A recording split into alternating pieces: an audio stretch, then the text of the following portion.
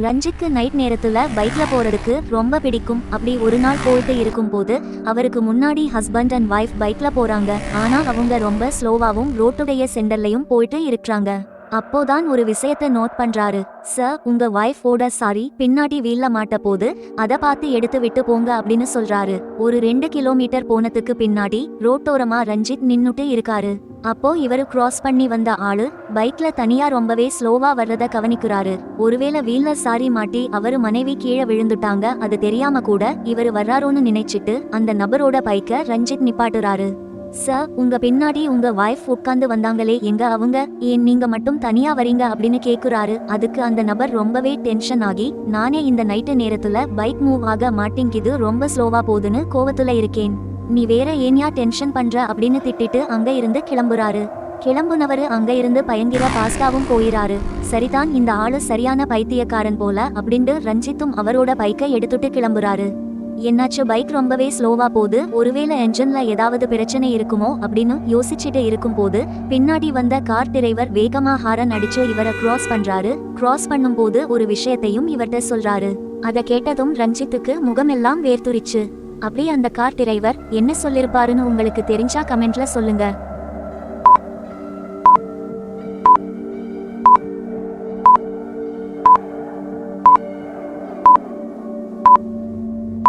அந்த car driver என்ன சொல்லிருப்பாருன்னா, sir, உங்க வைஃபோட சாரி வீல்ல மாற்ற மாதிரி இருக்கு, அதை பார்த்து எடுத்து விட்டு போங்க அப்படின்னு சொல்லிருப்பாரு. ஆனா ரஞ்சித் தனியா தானே வந்தாரு. அப்போ அவர் பின்னாடி உட்கார்ந்துருக்கிற பொண்ணு யாரு?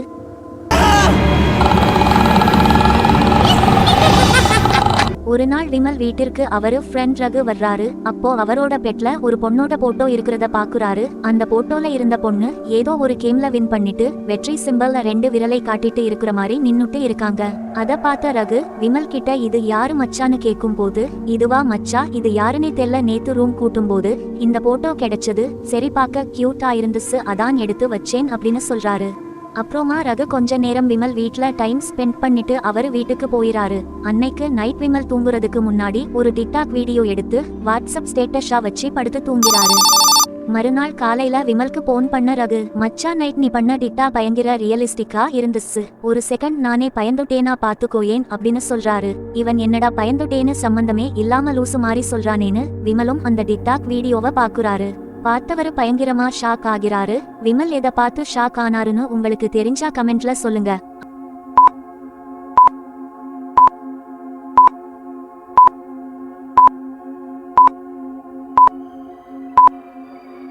அவருக்கு பின்னாடி இருந்த இருட்டான இடங்கள்ல அப்பப்போ 2 கண்கள் வந்துட்டு போற மாதிரி இருக்கு. அவரு போன்ல டிக்டாக் எடுத்துட்டு இருக்காரு. ஆனா அவரு டிக்டாக் எடுக்கிறத யாரோ வீடியோ எடுத்து அப்லோட் பண்ண மாதிரி இருக்கு. இத பார்த்ததும் விமல் உண்மையிலேயே பயந்துறாரு. ரகுக்கு விமலோட அம்மா கால் பண்ணி விமல் நைட்டு தூக்கத்திலேயே இறந்துட்டான்னு சொல்லி அழுகுறாங்க. உடனடியா ரகு விமலோட வீட்டுக்கு போறாரு. அங்க விமலுடைய அம்மா கிட்ட என்ன நடந்துச்சுன்னு கேட்கும் போது, நைட் நல்லா தான் இருந்தான், சாப்பிட்டு படுத்து தூங்குனான், ஆனா காலையில உயிரோட இல்ல அப்படின்னு சொல்லி அழுகுறாங்க. அந்த பொண்ணுடைய போட்டோ பெட்மேல இருக்கிறத பாக்குறாரு. அந்த போட்டோல ஒரு வித்தியாசம் இருக்கிறத பார்த்து பயங்கரமா ஷாக் ஆகிறாரு. அது என்னன்னு உங்களுக்கு தெரிஞ்சா கமெண்ட் செக்ஷன்ல சொல்லுங்க. டைம் ஸ்டார்ட் நவ.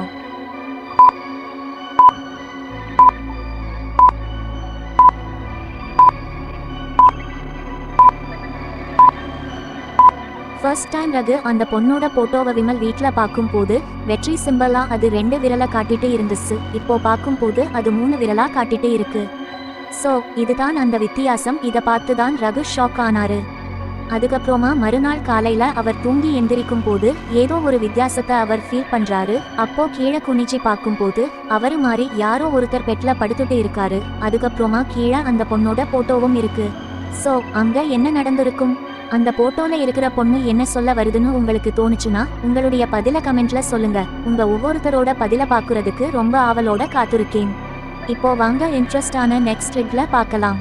பூஜாவும் கோபியும் அடிமட்ட விலைக்கு ஒரு அப்பார்ட்மெண்ட்ல வீடு வாங்குறாங்க.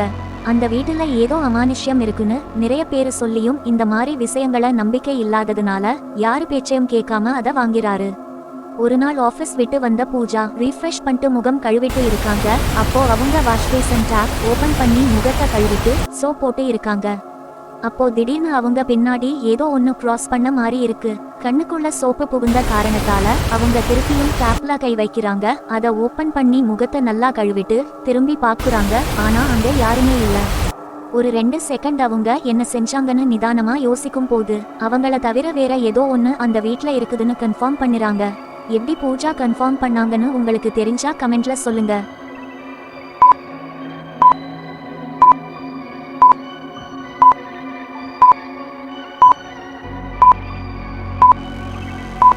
நல்லா யோசிச்சு பார்த்தீங்கன்னா பூஜா டேப் ஓபன் பண்ணிட்டு மூஞ்சி கழுவுறாங்க.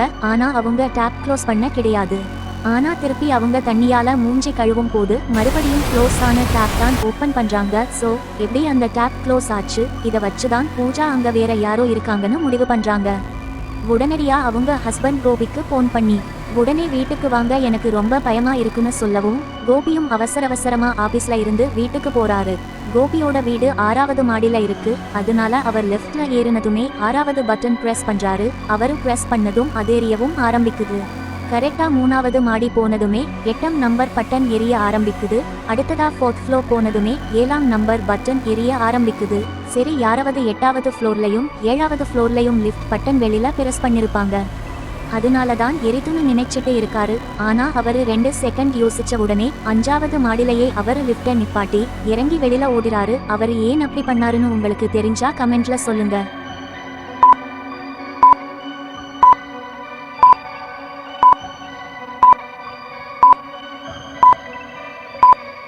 பொதுவா லெஃப்ட் உள்ளார இருந்து அந்த பட்டனை பிரஸ் பண்ணும் போதுதான் அந்த பட்டனோட லைட் எரியும். வெளியில இருந்து பிரஸ் பண்ணும் போது அந்த லெஃப்ட் அந்த ஃப்ளோர்ல நிக்குமே தவிர உள்ள இருக்கிற பட்டன்ஸ் எதுவுமே எரியாது. சோ இத வச்சுதான் லிஃப்ட்குள்ள ஏதோ ஒன்னு இருக்குதுன்னு நினைச்சு வெளியில ஓடுறாரு. அப்போ அங்க வந்த கோபியோட மனைவி பூஜா, இங்க என்ன பண்ணிட்டு இருக்கீங்க, ஏன் இப்படி மூச்சு வாங்குறீங்க அப்படின்னு கேக்குறாங்க. அப்போ கோபி லிஃப்ட்குள்ள நடந்தது எல்லாம் சொல்றாரு. உடனே பக்கத்து வீட்டு பொண்ணு கதவு திறந்து, யார் நீங்க, ஏன் இப்படி எங்க வீட்டு முன்னாடி நின்னுட்டு இருக்கீங்க, உங்களுக்கு என்ன வேணும் அப்படின்னு கேட்டு சத்தம் போடுறாங்க. இப்ப இங்க நின்னுட்டு இருக்கிற 3 பேர்ல ஒருத்தவங்க பேய். அது யாருன்னு உங்களுக்கு தெரிஞ்சா கமெண்ட்ல சொல்லுங்க.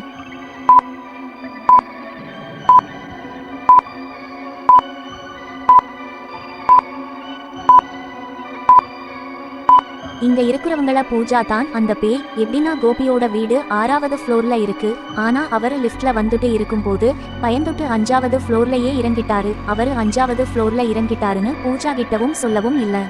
இருந்தாலும் பூஜா அங்க வந்திருக்காங்க. இதே ஆன்சர் நீங்களும் கெஸ் பண்ணிருந்தா சூப்பர். இப்போ வாங்க இன்ட்ரெஸ்டான நெக்ஸ்ட் த்ரெட்ல பார்க்கலாம். இங்க நிக்கிற 2 பேர்ல ஒருத்தவங்க பேய். அது யாருன்னு உங்களுக்கு தெரிஞ்சா கமெண்ட்ல சொல்லுங்க.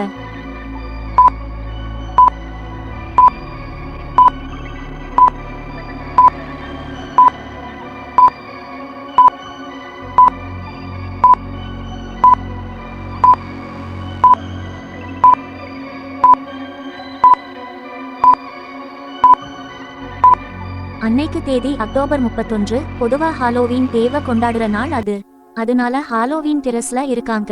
என்னதான் ஹாலோவீன் காஸ்டியூம் போட்டாலும் லைட் ரேஸ் ஒருத்தவங்க உடம்புல புகுந்து வெளியில வராது.